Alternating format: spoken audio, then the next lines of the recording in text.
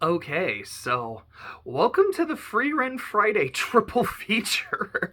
As today is when episode 22 came out. Episode 21 came out while I was on vacation and I was on the boat. And episode 20 came out the day that we were driving down to Galveston. So I was able to watch episode 20 the day it came out, although I watched it very late, and at that point after a long day of driving, I don't really want to record a video right now, so I will do all three of them in a row. So let's get going with that, starting with episode 20. So at the end of episode 19, if I am remembering correctly, it is Fern and her trio. So that's Fern, Yubel, which is the girl with the green hair and that dead look in her. She kind of has that Gintoki look in her eye. Except with Gintoki, it's just, I don't want to fucking do anything today. And with Yubel, it's, I just want to kill everybody I see today. But it's still kind of a similar look. And then Land, I think, was the name of the third guy in their party. Oh, we're attacked by another group. By I think his name is Warabel, the dude with the spiky hair. So again, there's Gintoki's eyes and there's Gintoki's hair. Well, no, Gintoki's not quite that spiky, but you kind of know what I mean. He is specifically fighting Yubel, and is it Yubel or Yubel? I don't remember how fully they pronounce it. And they talk about how he used to be a soldier, and he is used to killing people, he is used to killing demons, but it's something he doesn't like doing, which contrasts Yubel, who just wants to fucking murder everybody. And he is able to get her in a binding spell so she can't do anything, and he's hesitating. She's like, why are you hesitating? Because it's not something I want to do. I'll do it. I'm a soldier. I know what it takes to have to take a life, but that doesn't mean I want to. Can you just give me the bird so I don't have to do this? Then, you cut to Fern, who is fighting this one girl who's trying to overwhelm her with offensive magic, but it's not working. So Fern starts doing the same shit to her. And she's like, oh my god, why are you so boring? You were using the most basic shit. I don't remember if this is something I thought watching the episode, or if I mentioned this in a previous episode, but they talk kind of throughout these, throughout this first arc of the Hunter exam, they have really talked about how Frieren and Fern, when they fight, are just using the most bare bones, fundamental offensive and defensive magic. But they're so good at it, they outclass everybody. I'm like, this is literally describing Tim Duncan. It's like, to explain this in NBA terms, they're the Spurs. And it's just kind of funny when I think of it that way. But Fern just beats her person kind of no problem, goes to back up Yubel, and is like, hey, I killed your teammate. Deadass. You can't lie on deadass. I killed her, and Warbel's like, alright. If you killed her, then that means I'm fucked. That means I can't pass, so I'll leave you guys. See ya. And then as he's walking, he finds his teammate. He's like, oh, she fucking lied to me. That piece of shit is like, cool. I guess this guy just is not able to tell when someone's lying. Or it means Fern is a really, really good liar. His third teammate is doing this thing where, he's fighting in the field of flower. He's just turning the flower petals into metal weapons. It's like, that's really cool. And then he's really quickly dispatched by Land, who can make illusions, he can make clones of himself to just kind of take care of shit for him. And he's like, yeah, I had my clone fight you the entire time while I watched you. Your thing's kind of cool, it's just unrefined, and then takes him out super quick. Then Warabel and his team end up just kind of lucking into the bird, and he's like, what? I'm not upset. But now I'm almost kind of frustrated that I spent all this time trying to steal someone else's bird and it was that easy. And then you have the two proctors of the exam literally talking about how luck is a skill. Because one of them is saying, it's like, man, a bird that senses mana being chased by mages, you have to be really, really lucky to find that thing. He's like, yeah, if you're not lucky enough, you don't deserve to be a first-class mage. Sure, dog. But it reminds me of these conversations I was having with Billy on the boat where he's like, dude, luck is a skill. Luck is a stat. And I think it was Wyatt who had said, it's like, dude, You're special. You're not special. Tell you how like in Fallout, it's like, oh my god, he has a point. Luck is a skill. Luck is a stat. You do choose to put points in it or not. Like that was all really fun. And then back to Frieren and crew and what are their names? I think it's Lavine and Kane. They get assaulted by Denkin and his two droogs, Richter and Laufin, I think was her name, who's the really fast one that steals the bird. Denkin's like, I will fight Frieren. Richter, you fight the other two. Don't kill them. You don't have to do that. Don't bother with it. Just fight them and distract them. I will take care of her. And he talks about the head of the Mages Association. Serie, I believe was the name. Who's this old-ass elf, which, I mean, I guess you kind of expect that from any elf, but they're an elf that has lived a long time, head of the Mage Association. If you become a first-class mage, Serie will grant you any one spell. So that seems to be a lot of people's motivation for doing this. The episode ends with the two of them about to fight. So then we get to episode 21, where it's revealed that Frieren knows Serie. This was actually Flamme's old master, who of course was Frieren's old master, so, you know, only 2 degrees of separation, and then they met each other. And Serie was like, okay, kiddo, any one spell, it's yours. And Frieren said, no, I don't want it. That's not fun. Like, the joy of magic is finding it for yourself. That's where I get my pleasure from it. That's what makes me happy. And Serie going, oh, so you're a failure. Got it. That's not interesting and that's not fun. And Flam saying, she's going to be the one to kill the Demon King. I can tell because of her more low-key nature, because she's a more peaceful person. I'm not someone from an age of peace. Master, you're not either. And he's like, you know, maybe you're right about that.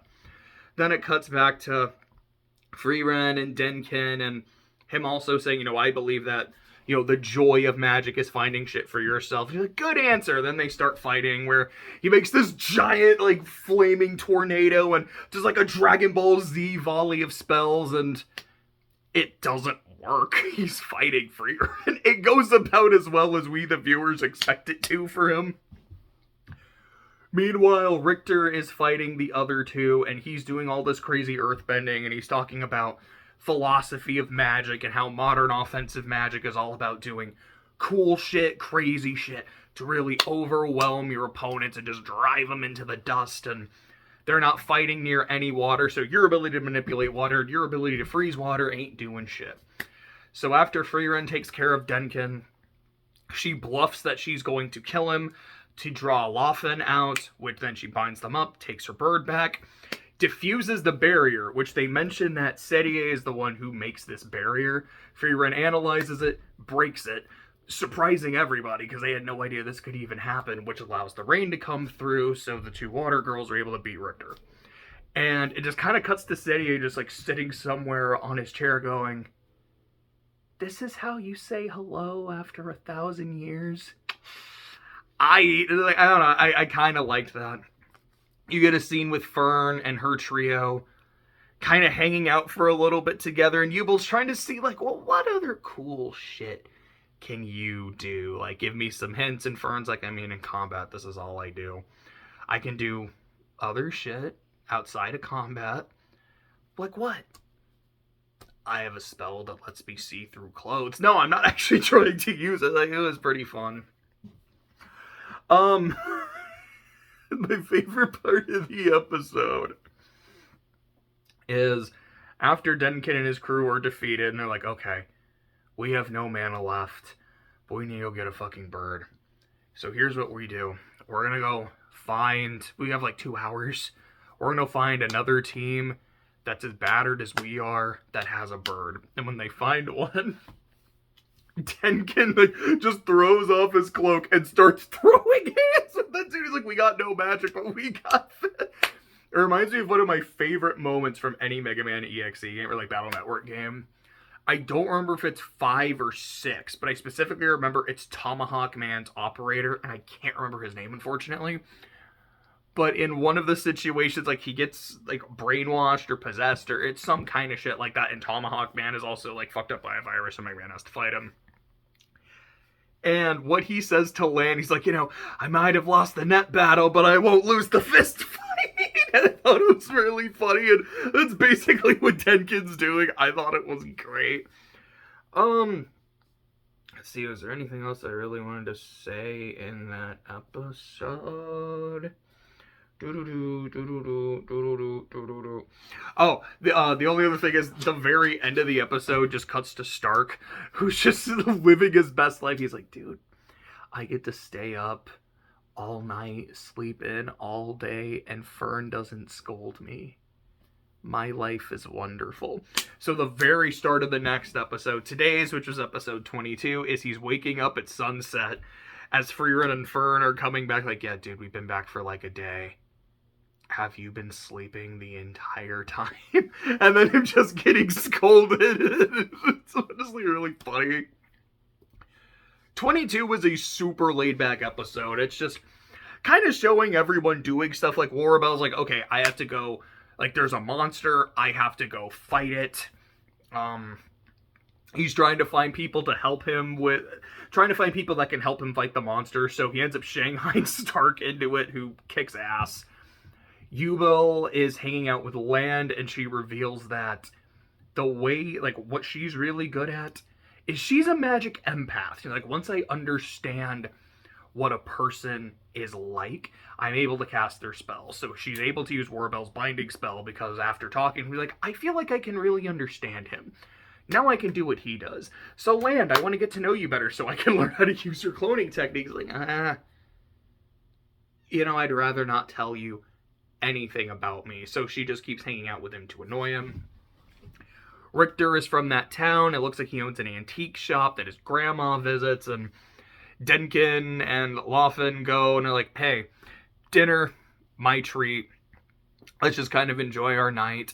It was either in this episode or the last one, I don't remember which, where Denkin says the reason he wants to become a first-class mage is not for the spell. It's because, I think it was in the last episode, so he can travel back to his homelands in the north. He wants to visit a grave. He mentions, like, when my wife was alive. I believe that was how he phrased it. He talks about his wife, so I'm assuming his wife is the one that died that he wants to go visit. And there was this restaurant that they liked to go to, like, 50 years ago, and it's one that Frieren had been to. It's her favorite restaurant. Like, we get a flashback of her and her old party there. She goes with a Stark, and Fern is like, it's my treat. Get whatever you want. Frieren buys like 30 steaks and is just chewing on them. And she has this flashback of talking to the chef about how good the food is and how, how the flavor, like how good the flavor was, and they hope that never changes. And now that she's eating it, she's like, well, the chef had said all this shit, how the flavor would never change. But it did change. And I'm kind of mad at him for that because he said that he wouldn't. But I'm not that mad because the flavor's even better. It's talking about how, change can be for the better. And, we're not a stagnant. People aren't stagnant. We grow, we evolve, and we theoretically get better. And it's either in this episode or the last one. She has a flashback about Himmel. It's like, Himmel, why are you always helping people? Well, it's a good thing to do. But I feel like that's what will make me be remembered. Just those things that you do to change somebody's life. Like, Frieren, you want people to remember you. Impact them, even if it's not a big thing. Like, if you have like a few people that you really change, that's how you be remembered. Is there anything else? Oh yeah, Fern gets really mad at Frieren for, I think, also for oversleeping, and she's just pouting and giving her the silent treatment. Frieren's like, can someone intervene on my behalf?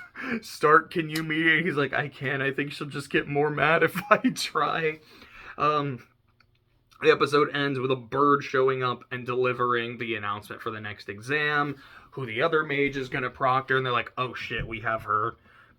No one has ever passed one of her exams. So I'm like, oh, that's actually like one of my favorite tropes. I love that shit. We're like, this is the person who's like super rough and super tough, and like remember Naruto when Team 7 is assigned to Kakashi. Like, oh yeah, anytime Kakashi has ever done this, no one has ever passed him before. Like, I don't know. It's just a trope I kind of like. So we'll see next week how the Hunter exam continues. I'm assuming we have anywhere from 2 to 4 episodes left in this core. And clearly I am looking forward to it. I've been, yawn notwithstanding, I am enjoying the show a lot. Very much looking forward to seeing what happens next.